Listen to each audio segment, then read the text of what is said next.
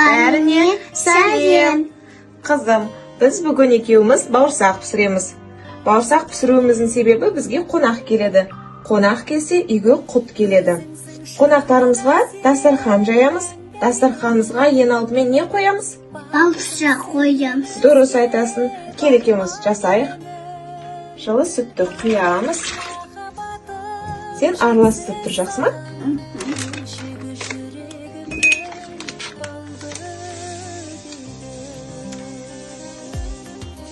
Ашытқы саламыз, араластыралым. Тоз саламыз. Қан саламыз.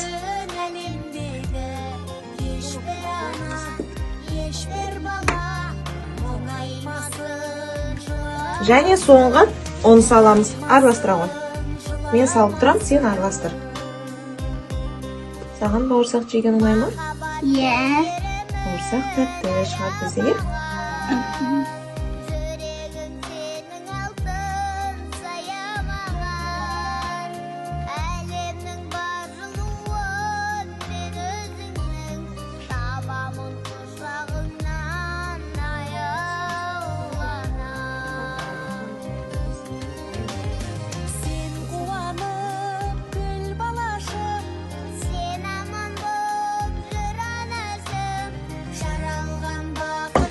Нан илегенде әрбір ана балаларының басы қамырдай ауыз бірлікті болсын, жолдары ұндай ақ болсын, айналасына нандай қадірлі болсын деп тілейді.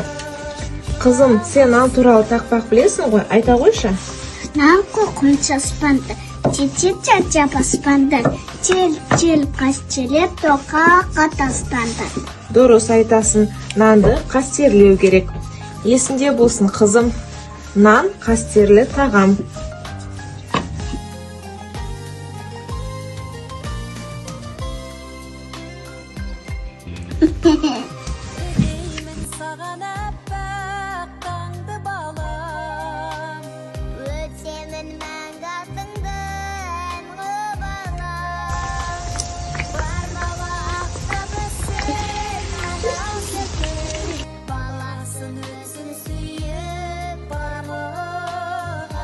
Bizden baursağımız da